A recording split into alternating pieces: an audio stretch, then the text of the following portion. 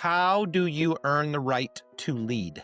Just because you're a man, just because you're the owner, doesn't mean you automatically earn the right to lead. You earn the right to lead not by title, not by position, but by action. So here are some things that you can do. Number one, submit before you speak. Leadership. I believe, and I believe the Bible is very, very clear here, leadership starts in prayer, not position.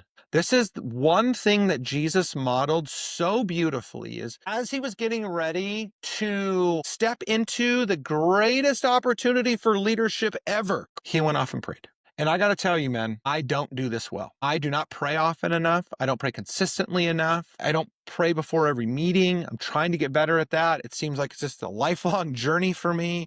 But I know that every single time I start off in prayer, I feel more settled. I feel more clear. And it gives me a better run into what I'm doing. Submit before you speak. Number two, lead yourself first. Master the disciplines of what it means to be a godly man, a godly husband, a godly father, a godly leader in business, a godly man of influence in your church, in your friendship groups. Be who you desire to become. Lead yourself first. Number three, model what you want multiplied. Live what you want your wife, kids, and team to follow.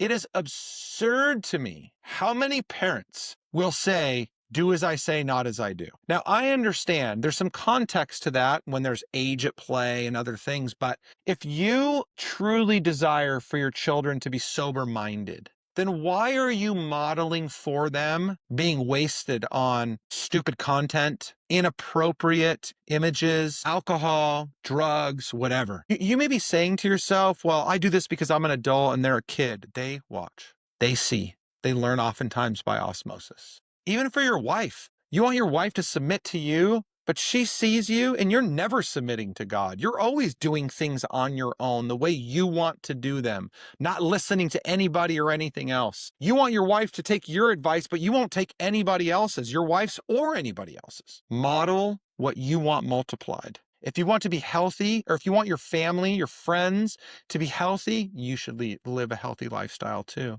Number four, seek brotherhood.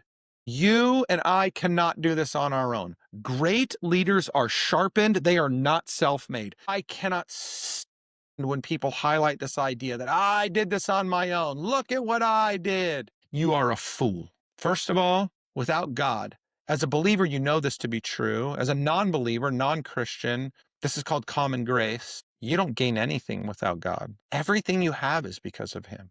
But the greatest of all leaders, those that are deeply fulfilled and make significant amounts of impact in this world, they had others surrounding them that helped to make them the great that they are. This is why I love things like when some of the NFL quarterbacks you'll see, they buy big gifts for their linemen, at the end of the year or for a holiday or something like that. They realize that, yeah, it's their arm, it's their brain, it's their speed, it's their understanding, but without a great line, they're going to get smoked every single time.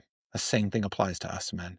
And finally, if you want to earn the right to lead, serve somebody daily. The towel always comes before the title. I heard this and I thought, dude, that is just so good. The king of this universe washed a bunch of dudes' feet. The Bible says that he came not to be served, but to serve. And his title is king of the universe. Now, he had that before he came. But the example that he was showing us is that if you want to earn influence, if you want to become a leader, not in name only, but truly is seen as one that people desire to follow, you must serve those people first.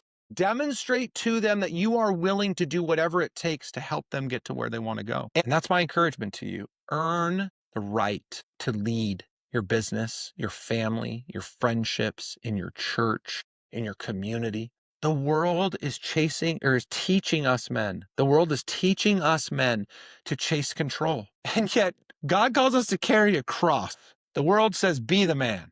The Bible says, become like Christ. These are crazy concepts. That requires a great exchange. And it honestly requires us to have a huge amount of trust. But I believe fully, in my own vision, I believe fully that the only way to achieve something so great is to lay down my life, to take up my cross and to follow Jesus. And as I do that and submit to him day in and day out, I believe God is going to put me in the places and draw the people to me that will allow me to lead them, influence them, and impact them in the ways that I believe he's called me. What about you?